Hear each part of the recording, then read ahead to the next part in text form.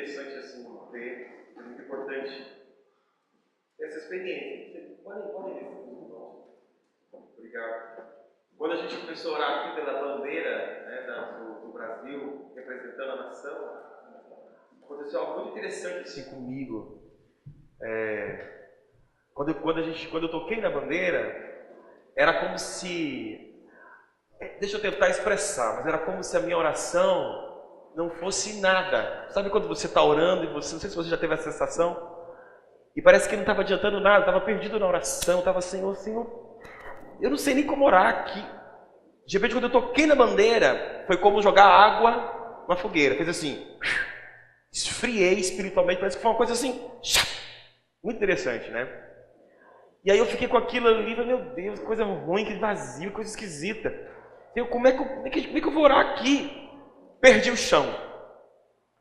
Mas de repente, quando chegaram mais pessoas tocando na bandeira, foi impressionante como o fogo reacendeu, né? E aí o Espírito Santo falou comigo assim, que nós não temos consciência do que a unidade da igreja pode fazer no governo de um país, de uma nação. E eu falei, meu Deus, então me dá Goiânia. Vamos lá, Senhor, me dá alguma coisa, me mostra como é que é isso, né?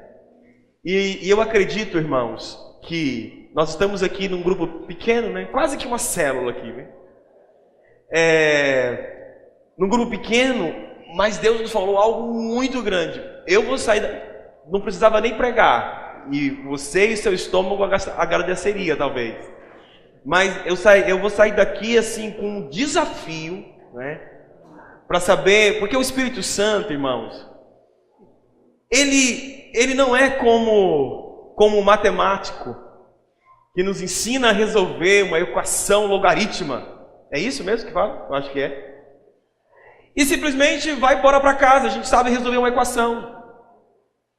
Ou seja, ele não quer apenas nos mostrar como resolve um problema e deixar a gente com esse gostinho de dizer, resolvi o problema matemático. Não, a intenção do Espírito é nos ensinar a resolver uma equação matemática e nos levar a aplicar essa equação de forma prática para mudar uma construção ou para fazer uma invenção, e aí vai. Então eu entendo que quando o Espírito Santo fala assim, como isso que ele me mostrou hoje, de uma forma tão impactante para mim, sobre a unidade impactando um governo, ele não quer apenas dizer assim, tá vendo? 2 mais 2 são 4. Ele quer nos levar a viver o negócio, a viver essa unidade. Então, irmãos, eu acredito muito que o Espírito Santo já está movendo igrejas, eu vou dizer no ambiente de Goiânia, né? Mas o Espírito Santo já está movendo igrejas numa unidade impactante. E eu acredito que a igreja de Deus está nesse negócio, nesse mover impactante de unidade. Eu me lembro, quando eu era adolescente, não tem tanto tempo assim, mas vamos lá, 17 anos, 16 anos, 20 anos atrás, eu me lembro de como Goiânia falava de unidade. Quem lembra disso? Não, obrigado, tudo bem. Mas Goiânia falava muito de unidade, mas era muito de unidade. A nossa igreja local não tinha essa linguagem, mas Goiânia falava muito de unidade e tal. Tinha um ministério aqui na igreja, né, em Goiânia, aliás, não vou citar nomes, mas que levantava muito essa bandeira de unidade, mas muito. E a coisa foi assim, né, como diz aí, foi fundo, né? E o negócio foi indo, mas não chegou lá. Não pegou, não moveu, não chegou onde poderia ter chegado. Mas eu acredito que está se levantando uma nova geração de pastores, de igrejas, de líderes, de ovelhas, uma nova mentalidade. Eu acredito de verdade. E a gente não pode fazer, irmãos. Naquela época eu tinha 16 ou 17 anos. Aquela geração, né, quem tinha 50 anos naquela época, já acabou, irmão, já está beirando os 90, né? Perdeu a geração, né? Agora, Deus está fazendo isso de novo na nossa geração. E a gente não pode perder essa unção de unidade, esse mover de unidade na nossa geração. Nós não podemos perder isso. E eu acredito que uma das coisas que nos faz perder isso é exatamente desprezar. Irmão, vocês não sabem a catástrofe que o desprezo já causou na Bíblia. Foram muitos. Uma das grandes catástrofes foi quando Roboão, despreza o conselho dos conselheiros do seu pai Salomão, e ele perde 10 das 12 tribos, perdeu tudo. Foi uma desgraça sobre a nação, por causa desse sentimento, dessa atitude de desprezo. Então, nós pastores e as igrejas precisam valorizar como se valoriza o ouro, quando se tratar de um evento, ou de uma palavra, ou de qualquer outra questão que fala de unidade. A unidade para a gente é um ouro. Nós não podemos desprezar isso em nenhum momento. Você sabe o que é isso se você pensar no seu contexto familiar. Eu já morei numa casa onde os pais dormiam em quartos, em camas separadas. Quando o telefone tocava, e era para minha mãe, meu pai atendia, ele ficava lá assim, ó. A fulana está aí? Não está. Sentava e esperava para ver que o telefone estava. Tinha que deduzir que era para ela. Oi, porque não tinha comunicação nem para dizer assim, fulana, o telefone é para você. Então imagina, irmãos, o que é uma casa sem unidade. Imagina o que é uma igreja sem unidade. Então a gente tem que parar assim, às vezes até de ser hipócritas mesmo, A gente está aqui na igreja local e tal, o telefone está tocando, o Espírito Santo está falando, mas ninguém está dizendo, é para você esse recado, tem alguém aqui querendo falar com você, tem uma palavra para você. Não existe conexão, não existe unidade, Então, se eu estou falando como um profeta agora, eu vou começar a falar como um pregador, mas estou falando como um profeta, a gente nós precisamos nos alertar, porque Deus quer impactar, mudar nossa cidade, nossa nação, pela unidade da igreja. Deixa eu te falar um negócio, irmãos, até os políticos conhecem a força da igreja. Os políticos viram crentes em época de campanha, vão todo mundo para a igreja, falar com os grandes líderes, com os grandes pastores.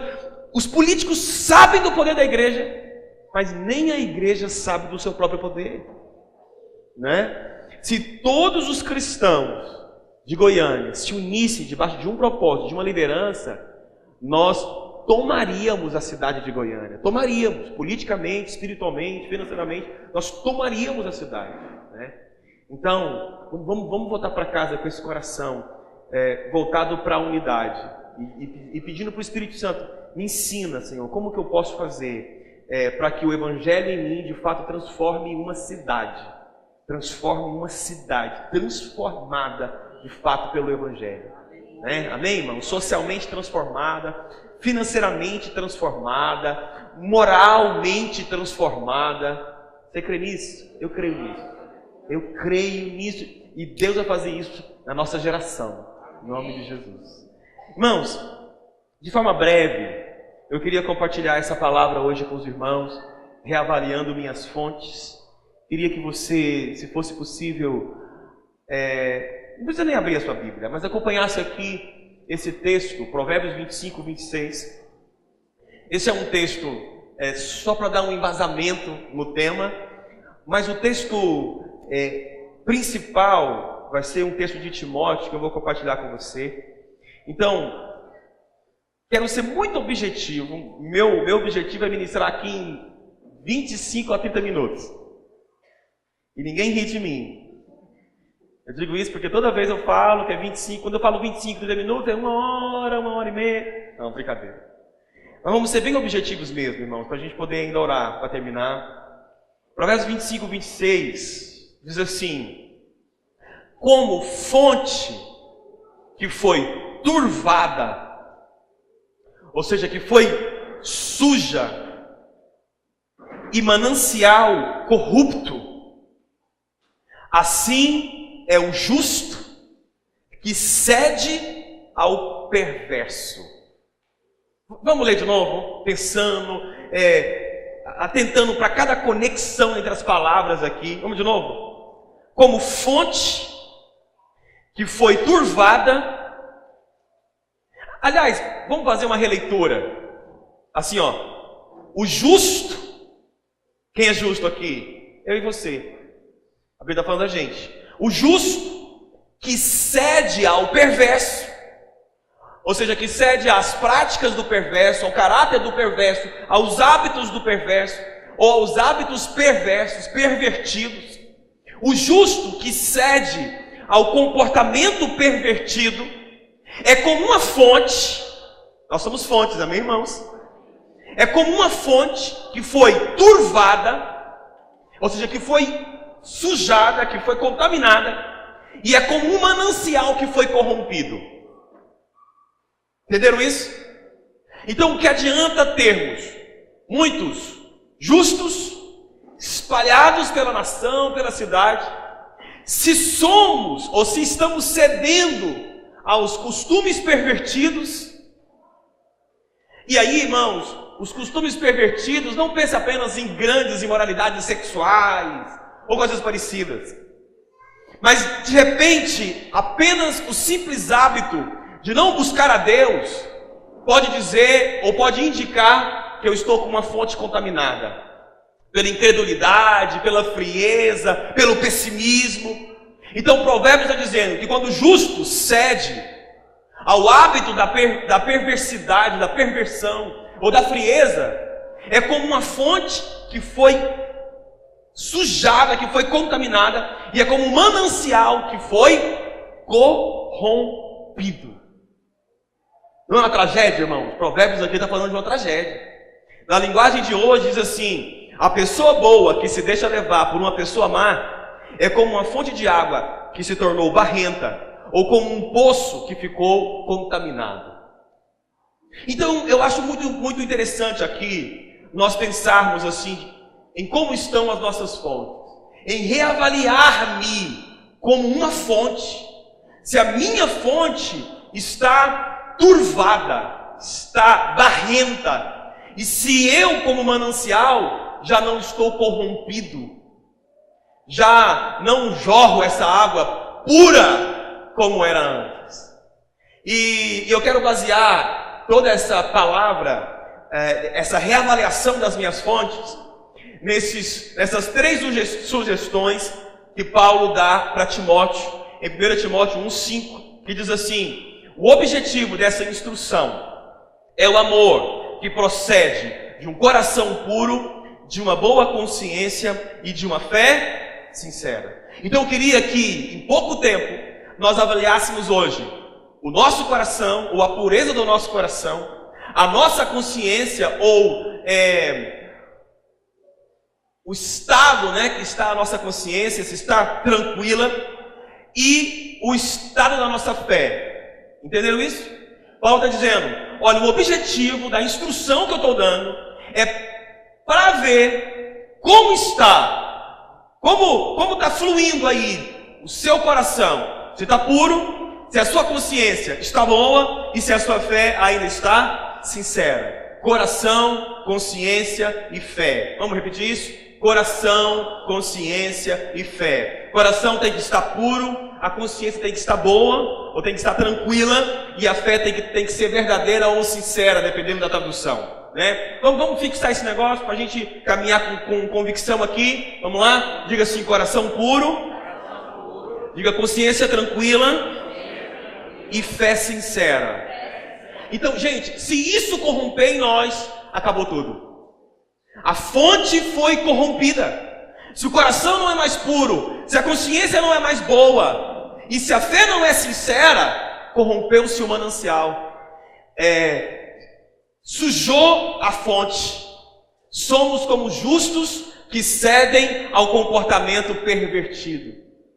Então, eu queria sugerir uma oração. A gente não vai orar, só quero sugerir uma oração.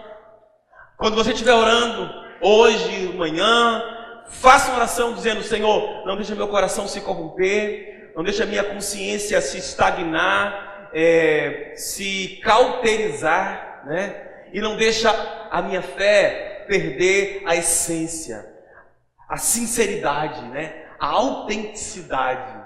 Porque é muito comum isso, irmãos. O nosso coração pode se contaminar, a nossa consciência pode se cauterizar. É ou não é? Pode se cauterizar. Ao ponto de um maridão bater na esposa em casa, chegar aqui e adorar a Deus. Ao ponto de alguém manter uma amante por meses e mesmo assim ser um pastor. Conheço casos seríssimos disso. Seríssimos. Pastor, o senhor está traindo. Não, mas nós temos as imagens. E mostrando as imagens lá, é um caso real, né, pouco tempo atrás, mostrando as imagens dele lá do pastor com a amante lá na cama. E ele dizendo, não, isso é uma consciência cauterizada. Então, a gente tem que orar, Senhor, mantenha o nosso coração puro. Deus, não deixa a minha consciência ficar cauterizada. E não deixa a minha fé perder a sinceridade, perder a essência, perder o caráter verdadeiro, em nome de Jesus. Porque senão, irmãos, nós não somos adoradores. E esse é um congresso de adoração e de avivamento.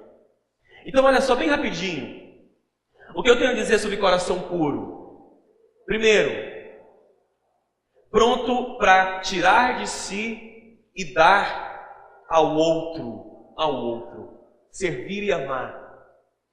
Então, eu acho tão bonito, para mim, é um símbolo de pureza, quando uma criança está com um pirulito na boca, olha só. Pirulito na boca, babando pelos cantos, o pirulito todo sujo.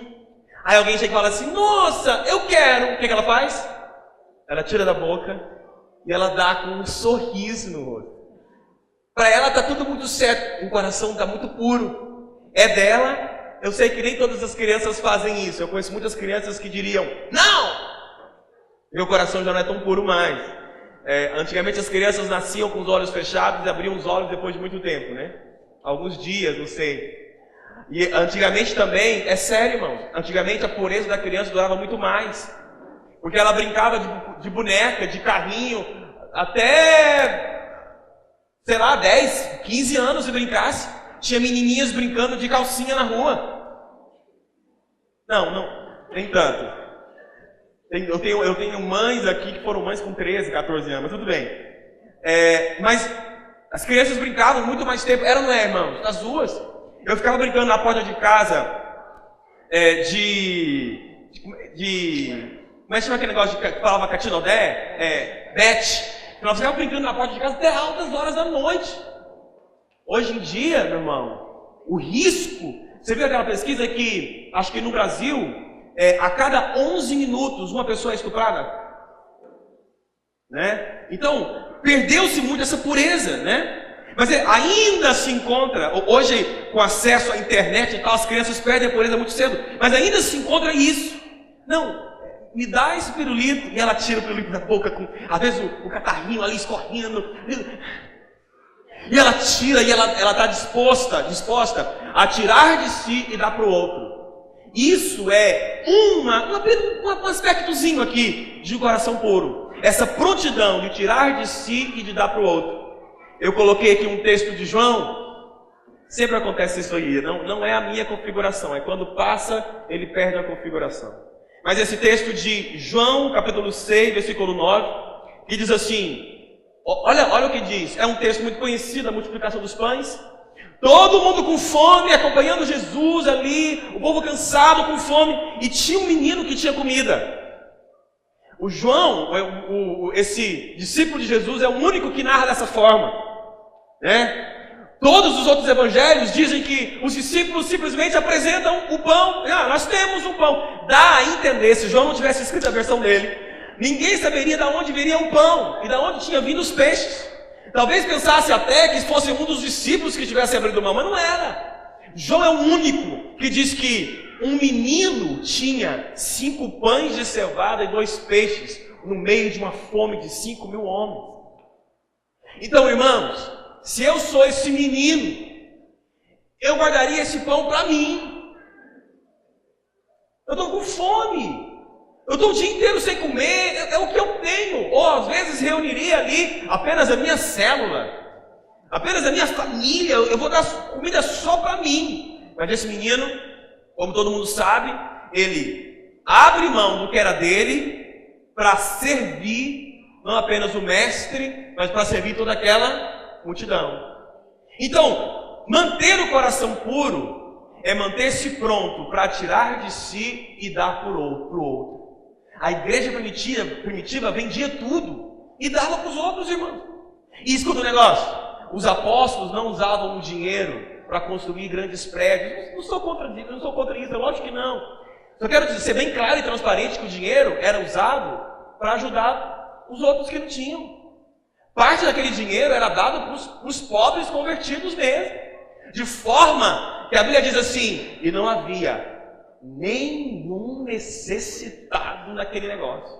E o negócio era a igreja. Não tinha ninguém necessitado. O povo tinha um coração puro para tirar dele e dar para o outro. Fala sério, irmãos. Fala sério. Nós temos isso, essa pureza. Eu estou andando no carro 2017, você está andando no carro 97. Não, eu vou vender o meu 2017. Você vende o seu 97 e eu compro para mim 2007, para você 2007. Eu caio a minha média e você sobe só para nós estarmos juntos. É lógico que é um exemplo aqui banal, brincadeira e tal. Mas eu estou disposto a abrir mão do que é meu para dar para o outro. Pureza de coração. É lógico que há um limite de bom senso em tudo. Mas se você for começar a dizer, é meu, é meu, é meu, é meu, você está perdendo de forma muito negativa a pureza do seu coração. Então, primeiro ponto. Será que nós temos o coração puro? Vamos lá. Estamos prontos para tirar de mim e dar para o outro. Outro aspecto. Pronto para perdoar. Isso não é muito de pureza de coração? Eu coloquei aqui, eu lembrei do texto de José, para mim um dos exemplos tremendos de perdão. Gênesis 45:15. Os irmãos conhecem ali o momento que José está vivendo, reconciliando com seus irmãos. Mas aí diz assim, então, ainda chorando, ou seja, ainda estava doendo. Já foi ofendido? Já foi ofendido, irmãos? Ofensa dói. Provérbios diz que há palavras que nos ferem como espadas afiadas. Palavras que ofendeu. Então, José estava chorando. Estava doendo ainda nele? Estava, gente. Estava doendo. São muitos anos ali, 30 anos de José sem os irmãos. Não vou fazer contas matemáticas aqui, mas mais ou menos isso. De José sem os irmãos, aquela ofensa toda e tal. Então ele ainda estava chorando, então estava doendo, né? Mas o que ele faz? Ele abraça. E você sabe que abraço é um dos gestos mais poderosos de aceitação, não é verdade? É ou não é, irmãos? O abraço, quando a criança recebe uma bronca e ela fica ali meio chorando, ali me sentindo e tal. E o pai diz assim, você entendeu, meu filho, que o papai te bateu, porque você errou, você entendeu? Ela faz assim. Aí o pai diz assim, então me dá um abraço. Aí o menino vem e abraça, aquilo é de novo, estamos bem entre nós dois, está tudo bem, não há nada entre mim e você, me abraça, não tem nada entre nós dois, né? É mais ou menos essa sensação. Então, José abraça e beija, mas eu acho lindo, com o fato dele ter beijado, cada um. Porque José deve ter ficado magoado em níveis diferentes com cada um, né? Quem deu a ideia de matar, vender José, foi o seu irmão Judá, né? Foi ele que teve a ideia. Então, eu imagino que talvez com ele José pudesse ter ficado mais ofendido. Eu sei lá, a Bíblia não conta tudo, mas alguém podia ter dado um peteleco na cabeça do moleque José, naquele momento ali. Então, José foi abraçando e beijando cada um. Por quê? Porque não adiantaria José perdoar 10 dos seus irmãos e esquecer de perdoar um. Porque o perdão, a falta de perdão contra um, me torna sujo, imundo, como se eu tivesse que perdoar 10. Vocês entendem isso? Então foi cada um. José foi se lavando com cada um. José foi perdoando cada um, beijando um por um, cada um, até que talvez ele chegou no Judá e disse, você que teve a ideia, meu irmão, mas eu quero dizer que acabou, não tem nada entre nós dois. Você está perdoado, meu coração está puro, está limpo. Outro ponto é a nossa prontidão para obedecer e submeter. Filipenses 2:4, porque eu tenho que ser rápido, vamos ler bem rapidinho. Cada um cuide não somente dos seus interesses, né, mas também dos interesses dos outros, para que a gente está pronto para submeter. Não é? Isso não te confronta? Cada um cuide não somente dos seus interesses. Irmãos, como nós somos bons para fazer aquilo que é do meu interesse. Mas como nós somos relapsos, atrasados, descompromissados para fazer aquilo que é do interesse dos outros. Isso fala da pureza ou do estado do nosso coração.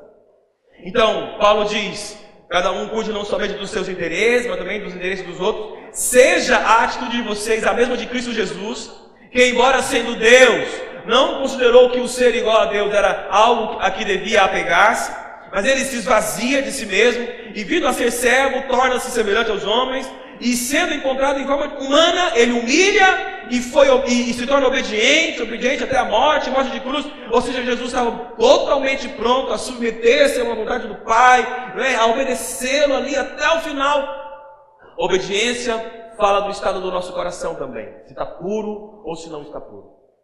Qual que é a dificuldade ou qual que é a sua prontidão em obedecer? Tem pessoas que obedecem com tanta facilidade, mas outros vão obedecendo, vão resmungando, aquilo vai como que uma espada enfincada nas costas.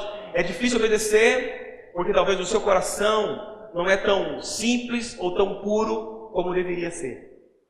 Né? John Maxwell diz que é natural do líder sempre pensar que ele pode fazer melhor. É natural. Então, todo mundo que tem essa liderança muito intensa dentro de si e está servindo a um outro líder, é normal que ele pense assim, eu faria diferente. É normal. Agora, quando este pensamento de eu faria diferente se torna uma murmuração, algo que começa a sair de você e passar para os outros, então você está com problema em submeter-se. O seu coração já não é mais puro como antes. Quem aqui que é pai, que não lembra da primeira vez que o seu filho olhou para você e disse assim, não. Ou então, por que eu tenho que fazer isso? Antes era fácil, né? Antes era assim, vai dormir. Dormir. Fecha o olhinho. Dorme agora. Né? Era normal. Era facinho, gente. Quando era menininho era tão bom. Mas o coração perdeu a pureza. E um dia ele disse assim, eu penso diferente, pai. Não é verdade, irmão? Quem já ouviu isso do filho? Ou algo parecido, né? Não, eu penso. Gente, vai se perdendo a pureza. E a gente vai criando também as ovelhas e tal. Nós somos ovelhas, como crianças são filhos. Nós somos ovelhas aqui de um rebanho. E de repente um dia, o nosso coração acorda menos puro do que o outro. E a gente não está tão pronto a submeter e a obedecer como antes. E a gente pensa que isso é apenas um sinal de maturidade. Os adolescentes são cheios de si mesmo, peito aberto. Porque eles pensam que têm razão, eles podem fazer diferente. Eles podem mudar o mundo. O que você vai fazer hoje? Conquistar o mundo. Né? Ainda tem um desenho que fala sobre isso, né? Essa visão de adolescência também entra na visão dos cristãos, que perdem essa pureza para submeter, para obedecer. Vocês estão entendendo isso, irmão? Sim ou não? Aí a voz do líder, eu estou aqui com vontade de rasgar assim a calça, porque isso está verdadeiro dentro de mim, essa sensação de vontade de rasgar as vestes, né? Porque as pessoas vão entrando nessa linha de perder a sua pureza. Então, a direção do líder já não é mais importante para elas, como era antes. Porque ela perdeu a sua pureza para obedecer, para se submeter. Quem está entendendo aí hoje, diga amém. Amém. Segunda coisa que Paulo fala é a consciência tranquila. E Coríntios diz assim, é disso que temos orgulho. A nossa consciência nos afirma que a nossa maneira de viver no mundo, e especialmente em relação a vocês, tem sido dirigida pela franqueza e pela sinceridade. Consciência tranquila. De quê? De que a maneira como eu tenho vivido tem sido dirigido pela minha franqueza e pela minha sinceridade. A questão da consciência é algo muito fino. Porque pessoas podem estar fazendo coisas muito erradas e nem doer a consciência, e nem pesar a consciência. Agora, a consciência que Paulo está falando aqui, de termos uma boa consciência, é uma consciência de alguém que não perdeu a sua sensibilidade. Posso ouvir um amém aí dos irmãos? Então, essa necessidade de nós termos uma consciência em paz, de não estarmos ofendendo, de não estarmos enganando, de não estarmos maltratando, de não estarmos negando nenhuma verdade espiritual na prática da nossa vida. E aí eu quero sugerir então, uma consciência tranquila, porque não está corrompida pelo dinheiro. Gênesis 18, 21, quando Jetro aconselha Moisés, dizendo: mas escolha dentre todo o povo homens capazes, e aí vai uma relação, e diz: inimigos de ganho desonesto. Isso é importante para você, irmão, sim ou não? Como nós vamos assim sermos adoradores de fato, se a nossa consciência está corrompida pelos ganhos desonestos? Se nós estamos valorizando muito o dinheiro, correndo atrás do dinheiro. A Bíblia fala que aqueles que querem ser ricos cairão por isso, serão corrompidos por essa ganância do dinheiro. E todo mundo aqui deve ter uma ou duas histórias, 2 ou 3 histórias de pessoas que perderam a essência cristã porque foram corrompidos pelo dinheiro. É ou não é? Sim ou não? Não, pastor, não posso mais fazer isso porque eu estou assim decidido, eu preciso ganhar dinheiro, eu preciso mudar minha vida financeira, eu vou para fora do país, eu vou para lá, eu vou para cá, eu vou trabalhar em 5, 3, 2 empregos, eu preciso de dinheiro. E o mais interessante é que essas pessoas não conseguem o dinheiro, né? Estou errado, irmãos? Mas a mente delas foi corrompida pelo dinheiro. E às vezes nós não entendemos, irmãos, que o salário do homem não é o que ele ganha, mas é o que sobra para ele. Então, talvez o segredo não está nem em ganhar mais dinheiro, mas está em se organizar mais financeiramente. Eu posso viver melhor do que você, mesmo ganhando menos do que você. Então, Samuel diz algo também que é muito impactante, né? Só leia rapidamente aí.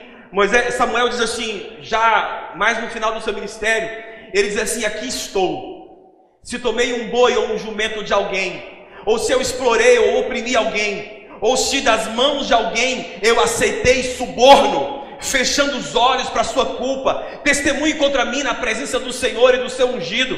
Se alguma dessas coisas pratiquei, eu farei restituição. Então o povo respondeu: tu não nos exploraste nem nos oprimiste, tu não tirastes coisa alguma das mãos de ninguém. Samuel lhes disse: o Senhor é testemunha diante de vocês, como também o seu ungido é hoje testemunha, de que vocês não encontraram culpa alguma em minhas mãos. Consciência tranquila. Consciência tranquila, não tem corrupção com relação ao dinheiro. Outra coisa que pode corromper a nossa mente é a inveja. Irmão, nós estamos tão sujeitos, né, suscetíveis a isso. A inveja é uma coisa que está dentro da gente, a gente não tem que deixar entrar. Ela está dentro da gente, em alguns mais intensamente do que outros, né? A gente poderia perguntar, a gente poderia até dizer assim: os mais invejosos, por favor, para o lado esquerdo, os menos, por favor, para o lado direito. Não sei como é que ficaria essa divisão hoje aqui. Mas a inveja está dentro da gente, uma coisa assim que ela vem, né? O outro vem e diz assim: rapaz, eu fui pagar uma conta, não é de ver que eu encontrei um bilhete lá e não é de ver que eu ganhei na Mega Sena. Imagina uma situação dessa, né? Aí você olha e diz assim: quanto é que você ganhou? 8 milhões de reais. Por que não foi comigo? Não tem essa coisa assim, irmãos? Eu sou o único que sente isso. Eu acho que eu sou o único aqui. Eu sou o mais pecador, né? Rapaz, aconteceu isso, abriu uma porta. Olha o que aconteceu, que bênção! Parece que dói. É lógico que a gente controla isso, né? Mas, irmãos, esse sentimento de inveja é uma coisa muito interessante. E muito fino, né? Isso, assim, de forma que pode penetrar em nós por brechas muito estreitas. Quando Saul escuta, eu acho que esses são os textos mais clássicos, o momento onde Davi está voltando da guerra. Quem era Davi? Apenas um servo de Saul, não era, irmãos? As conquistas de Davi eram conquistas de quem? Saul. Aí daí Davi volta com as suas vitórias e tal, e Saul escuta uma canção que todo mundo conhece. Eu pedi para a Leia cantar aqui, por favor. E as mulheres deviam estar cantando lindamente. Aliás, estou muito preocupado com essa coisa de cantar, porque o pastor Cristiano pregou e cantou no final. A Irapoema pregou e cantou. O Leonardo pregou e cantou. Eu vou pregar e fazer o que depois? Vou fazer o que depois? Mas aí Davi chega lá com as suas vitórias e tal, e as mulheres estão cantando. Saul matou milhares, e Davi os seus 10 milhares. Saul escuta esse negócio e o coração dele enche de inveja. As mulheres deram milhares para mim, mas para Davi deram 10 milhares. Aí a Bíblia diz no finalzinho do texto: daquele dia em diante, Saul não via a Davi com bons olhos. Não via. A inveja é algo que afeta os nossos olhos. A gente não consegue mais olhar para o outro com bons olhos. Olha que bênção, o irmão está andando com carro zero. Que bênção. Olha que legal, o irmão tem um sobrado que eu tanto sonhava em ter. Olha que legal ele tem.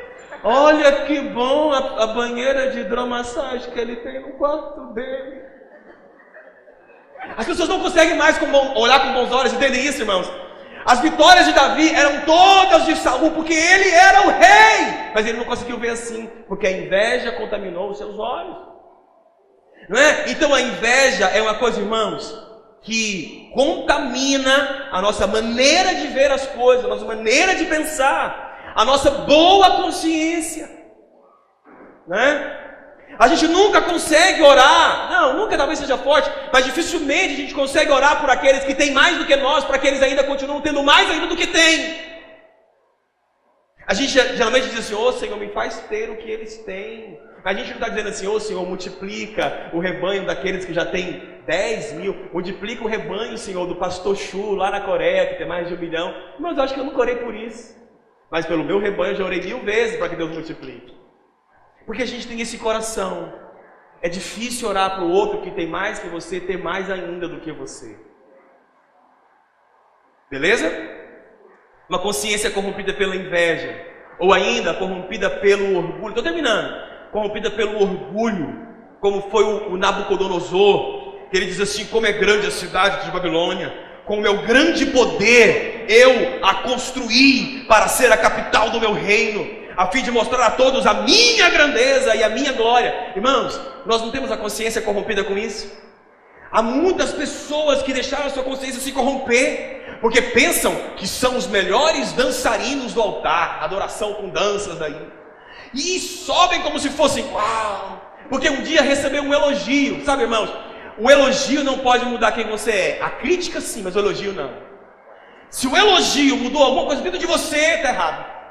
Entende? O elogio é só para você pegar, ouvir e ativar. A crítica deve ser remoída dentro de você e deve mudar quem você é, né? Mas às vezes essa consciência sua foi corrompida pelo orgulho. Você pensa que prega demais, o pregador. Você pensa que canta demais. Então, essa consciência orgulhosa te derruba.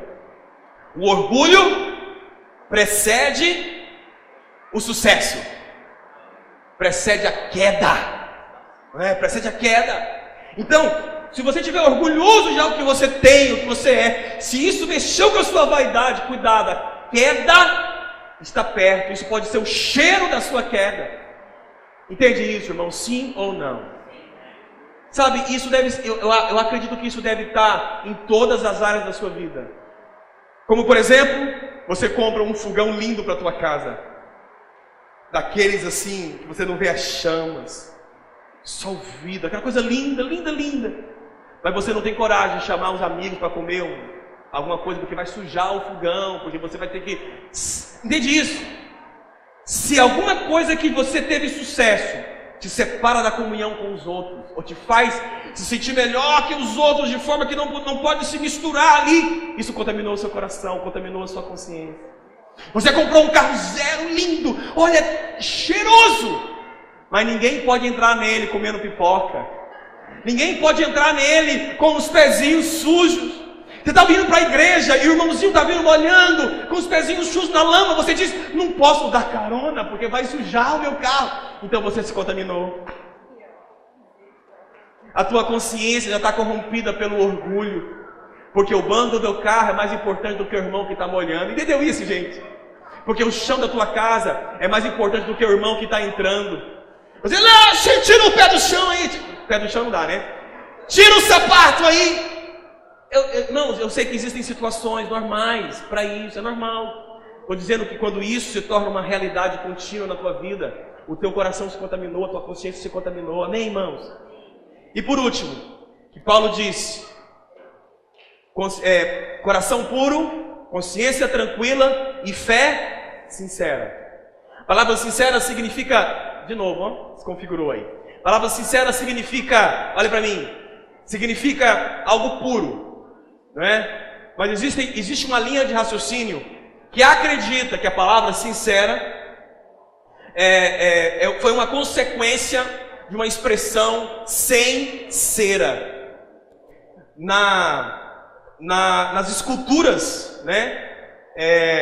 Para se tampar os erros, as falhas das esculturas, passava-se cera, né? E aí o Império Romano, em um determinado tempo, ordenou que as esculturas fossem sem cera.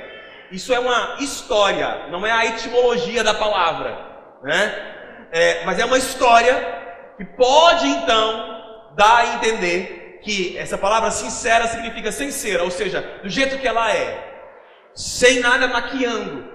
Então Paulo diz, olha, vocês devem ter um coração puro, uma mente tranquila, uma consciência boa e uma fé sem cera, sem mentiras. Por isso uma outra tradução diz, e uma fé verdadeira. Hebreus diz, sem fé é impossível agradar a Deus, pois quem dele se aproxima precisa crer que ele existe e que recompensa aqueles que o buscam. Para tudo aí. Talvez Deus falou com você sobre consciência tranquila, talvez Deus falou com você sobre coração puro. Mas irmãos, a fé é uma das coisas que nós mais temos perdido. Mais temos perdido. Por exemplo, a história de Davi.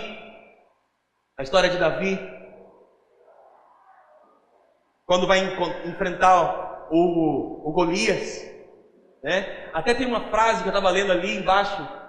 Deixa eu ver se eu consigo lembrar. Mas eu sei que por final é assim. O tamanho, né? O tamanho do seu gigante é apenas um prelúdio, um sintoma, uma possibilidade, uma proporção, uma medida, né? Do tamanho do seu ministério, do seu sucesso. Mas tem uma frase muito top que sumiu aqui. Tem uma irmã que sabe essa frase, mas ela não está aqui. Já procurei no meio de toda essa multidão e não encontrei, né?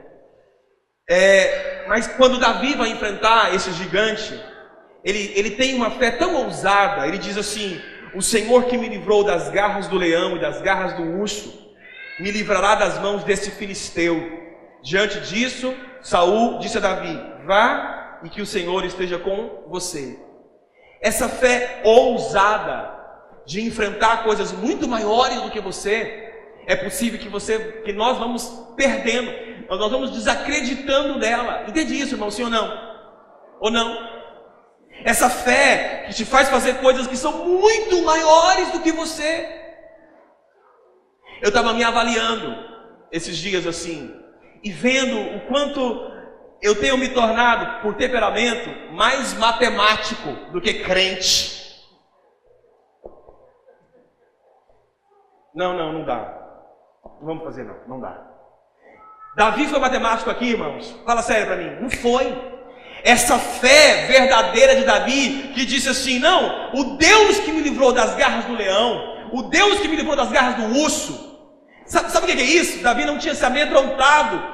Irmãos, pensa comigo, pensa você na frente do urso, pensa Davi na cova dos leões, Daniel na cova dos leões, pensou na experiência? Pensa no negócio, pensa na tensão, pensa na agonia. Aí agora o próprio Daniel está dizendo de novo, eu vou de novo para a cova dos leões.